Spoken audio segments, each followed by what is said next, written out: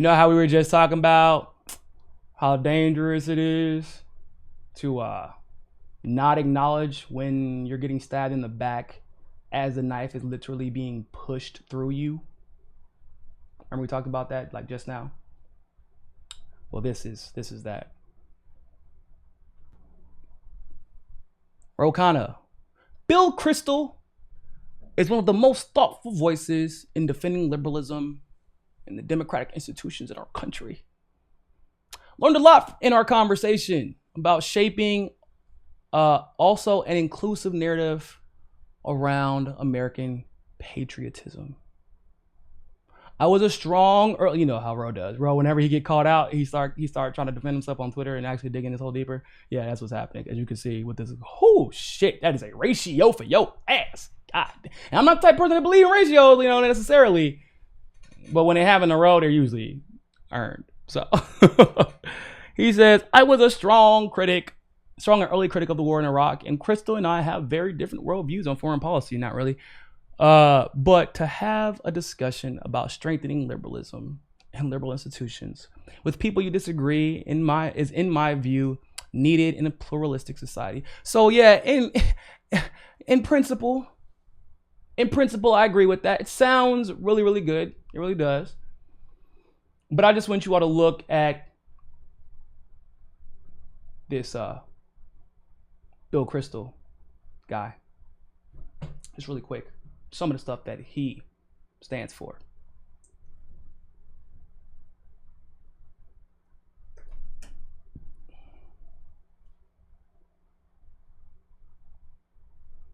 First, I'm back in office after a stimulating lunch with Khanna, and see he's tweeted about it, which is fine.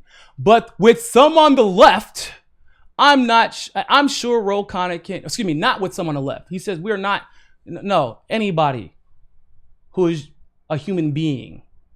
It has nothing to do with Bill Kristol being a conservative, I promise you. Or at least a Republican. That's not what it is. I'm going to show you why. But he says it's a problem because we're leftists.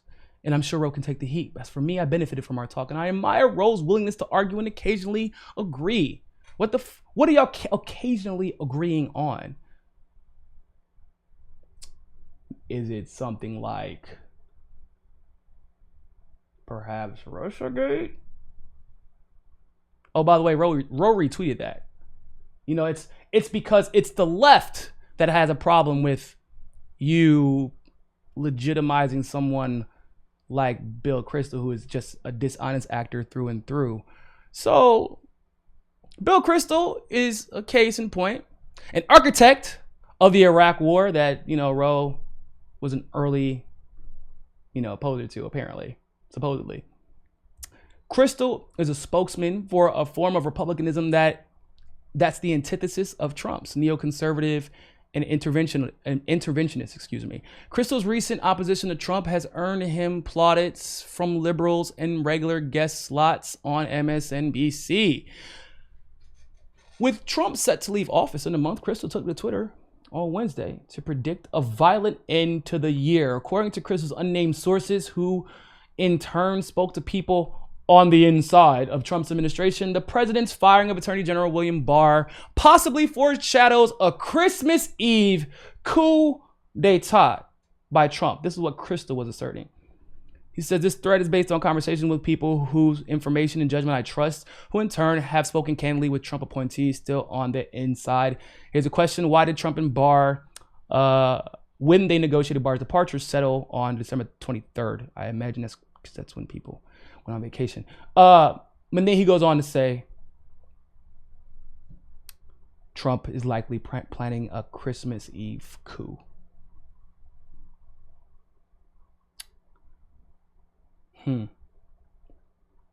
Now, that's a conspiracy theory if I've ever heard of one. How'd that Christmas Eve coup go for Mr. Billy and his insider people that he trusts? So Ro is just out here chilling with conspiracy theorists. I'm trying to figure out what they could have possibly agreed on. Well, with Ro's rhetoric on January 6th, he probably agrees with takes like this super conspiratorial weird one. It's not a good thing. Right? I think we all agree on that. Sarah, thank you for the tip. Keep it up. You have built a great network. Been following since 2016. You're dope, Sarah. Greatly appreciate you. DC, thank you for the tip. While it's understandable that criticizing foreign leaders that our corporate oligarchs criticize can be problematic and potentially assist their agenda, and while we have plenty to criticize domestically, do you think that there are no justifiable circumstances in which those figures can be criticized? If it's coming from would I have? Oh, that's a good question. Would I have supported the U.S. invasion of Europe and Japan in 1940s?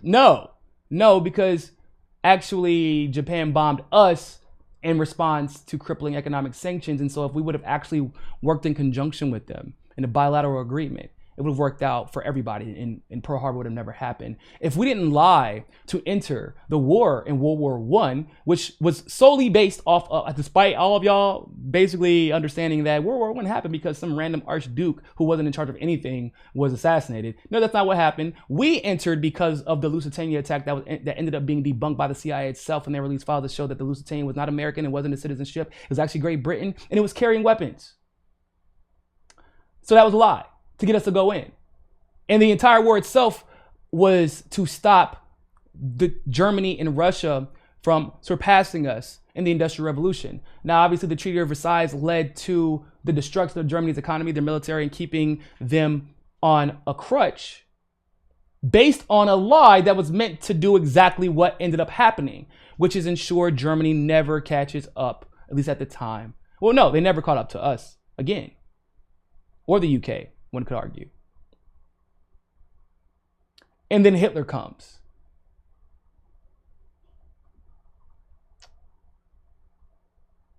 I supported us taking in the Jewish Holocaust victims when they tried to come before the Olympics. Like before Hitler held the Olympics, we got a chance to take these people in.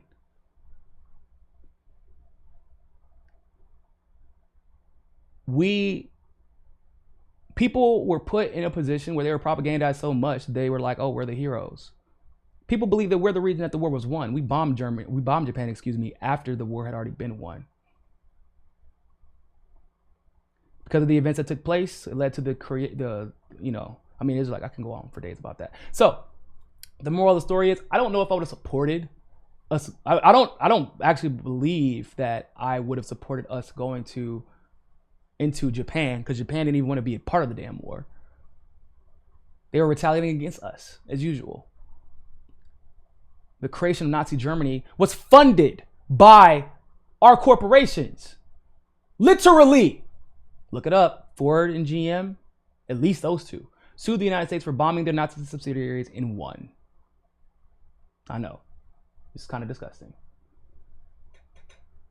So, if there are criticisms to be lodged against the United States, any given country, my apologies, then I generally would rely on the criticisms from the people who have nuanced positions, but as long as they understand the nuanced positions within the context of greater U.S. imperialism, because almost every single major move made in the world, we're talking about these different nation states, has been made under the influence in some way, form, or fashion of U.S. or Western imperialism. I hope that answered your question. What was I going to say? Oh, anyway. So this is just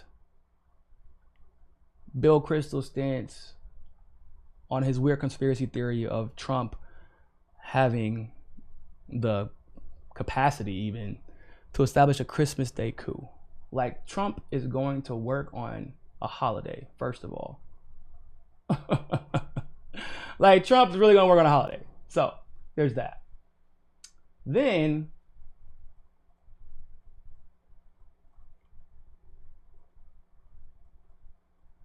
we gonna look at some of Kristol's. You know what else Billy Kristol did, or has a problem with, I should say?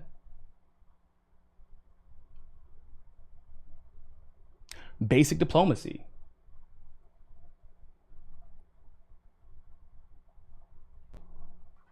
Basic diplomacy. This is Trump overruling the Treasury Department. No. But it's importantly Trump overruling and publicly also almost humiliating his national security advisor, John Bolton. Yeah, I'm not going to lie. I can 100% get down with publicly humiliating John Bolton. Anything that John Bolton supports, I have almost zero problem being absolutely against it. I think that's a pretty reasonable position. And this is because Trump said that he wasn't going to continue to put sanctions on North Korea because they did their part and reached a peace agreement with South Korea. Bill Kristol has a problem with this. Bill Kristol also bought into Russiagate, which is how he ended up on MSNBC so much. And Bill Kristol is a super interventionist. I'm trying to understand where the agreements are. Where are the agreements? What were you trying to, like, it's one thing if you come up and say, hey, me and Bill Kristol have agreed, and he's changed his stances on a lot of issues, that where he was maybe too hawkish on. And I got him to change his mind on something like the issue of Syria, which Ro would never do, but that would be, wow, Ro. I don't trust you, but I'm impressed. If you could really change Bill Kristol's mind on that issue, that would be something to behold. That's not what we're seeing. There was some vague conversation where what was the goal? Because that's what I'd be curious about. People's goals and intentions. And so far, this isn't looking like somebody that Ro should be agreeing with in any capacity. But we can take it even a step further.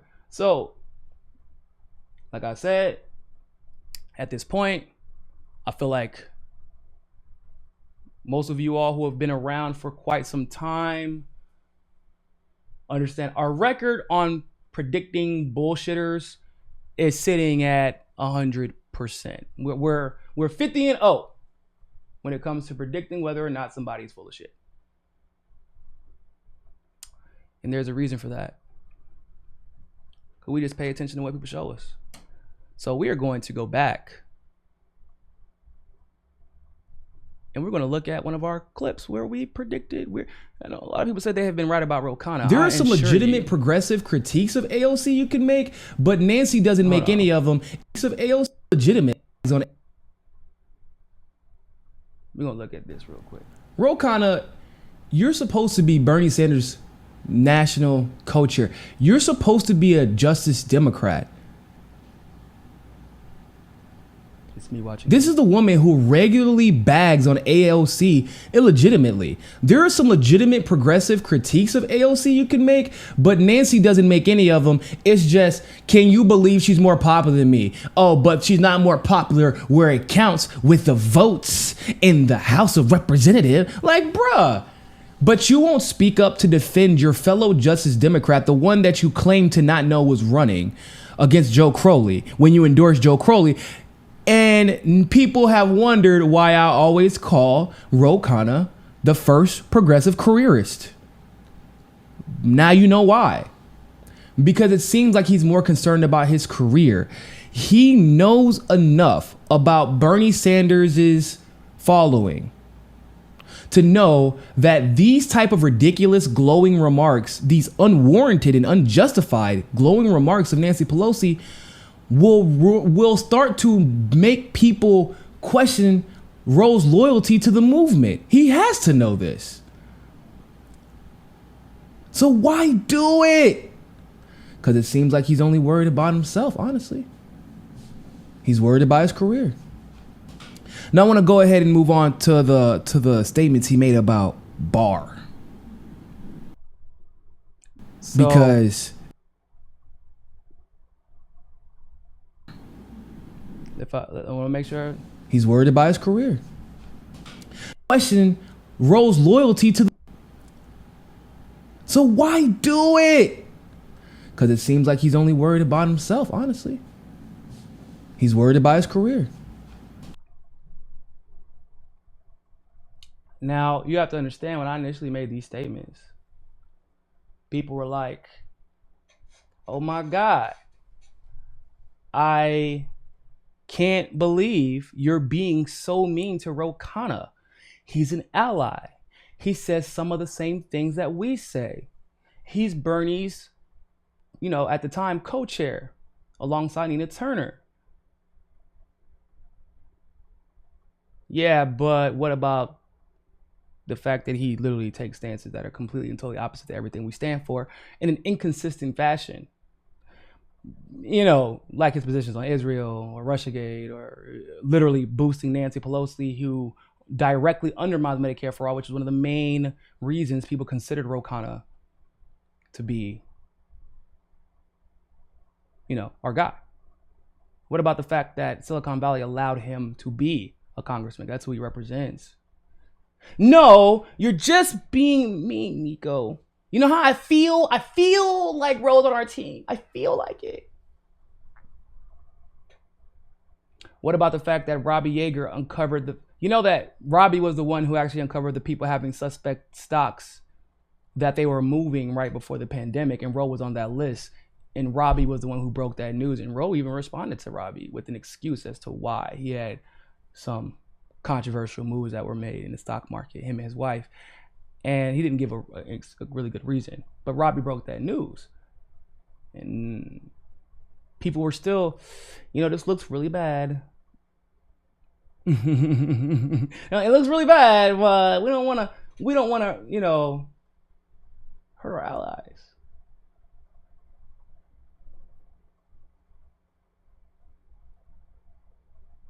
I know listen, guys, you got to call him Billy Crystal. Only because given what we know about Billy Crystal, how much that would piss off Bill Crystal. Come on. I know that's probably a joke that I probably should have said in the beginning, but that's why I've been doing it for like years now. But yeah, only because I know how much whenever I would tag Bill Crystal on, so I would call him Billy Crystal because I know it would bother him because of the obvious. He said, who's this young boy? I know, it feels like that felt like years ago. Technically it was, but. And of course, that was not the first time. We've been telling people about Roe years in advance before anybody else would acknowledge it. And so at the end of the day, Roe's duplicity is not because he's trying to reach across the aisle, as much as it's because he's a careerist, and careerists do what careerists do.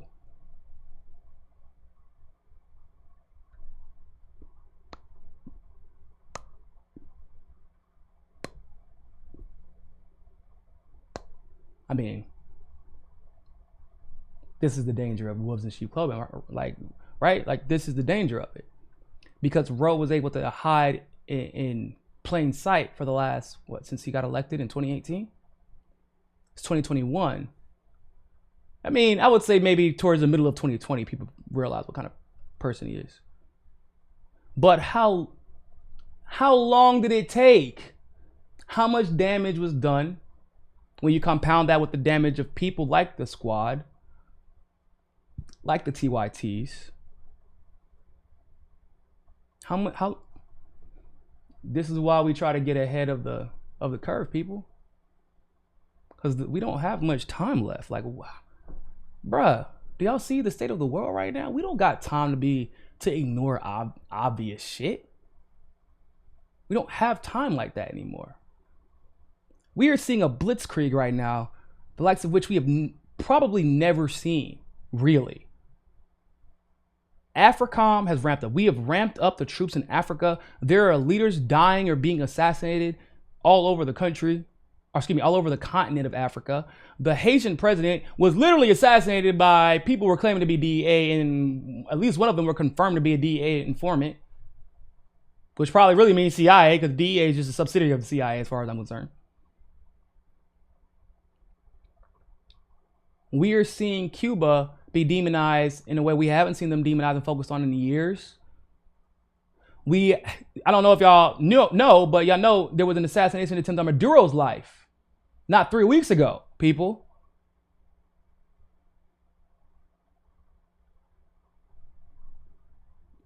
There is a blitzkrieg, an imperialist blitzkrieg, militarily and informationally. We don't have time to pretend like rogue Khannas ain't rogue Khannas. How many times does the movement have to get played before they acknowledge basic facts of like basic patterns? It sucks when you have to figure out somebody's been playing us. Okay, we admit it, we move on. You have tough skin. This is the name of the game. Being an adult, you admit that this person may not be an ally, at least as much, at least as much of an ally as you would have liked them to be. You remember that, you posit it, you move on.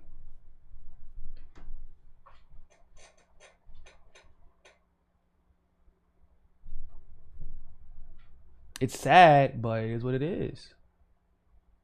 So I'm glad Ro exposed himself to the degree that he has, though, because that definitely makes my job a lot easier, that's for sure. Yeah, definitely. It's unfortunate, though. It is. Because like I said, I don't know how many more hits the movement can take, where they keep finding people that they think are principled, putting all their weight and their faith and their trust behind them, only for them to turn around and just,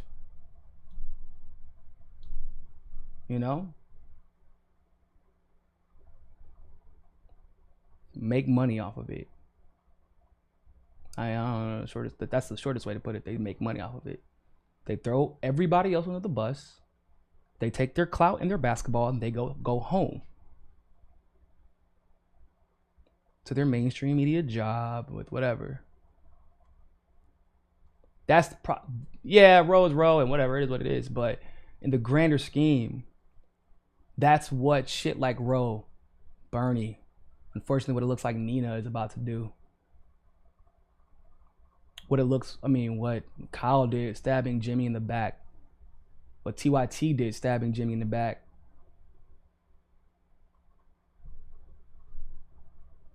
All these people who went from fuck the shit libs to shit libs united. That's what it does every single time. It makes people more and more distrustful. And it becomes harder and harder to organize around that distrust. So when you have people holding fuck censorship meetings, Medicare for All gatherings, Julian Assange gatherings, people become distrustful of those doing the organizing, and then you don't have the actions, you don't have the actions that get enough protesters and activists, which then means you don't grow the awareness necessary to make the change that we need.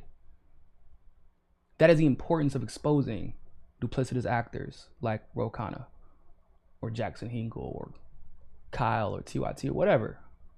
I know a lot of y'all got a lot of people. Hell, there be people that are being exposed. I have no idea who they are. I'm like, damn, they already got exposed. They just got here. Niko, don't trust crystal ball. Come on, man. You know I be knowing. Come on. You know I be knowing. That one's a little more off. Mariana, I like what Mariana on YouTube had to say. She said, you either in or you out. Just like in the gang or mafia. But kind of though, either you're part of the movement or you're not. I'm sure some of y'all have seen State Property with Benny Siegel. You either get down or you lay down.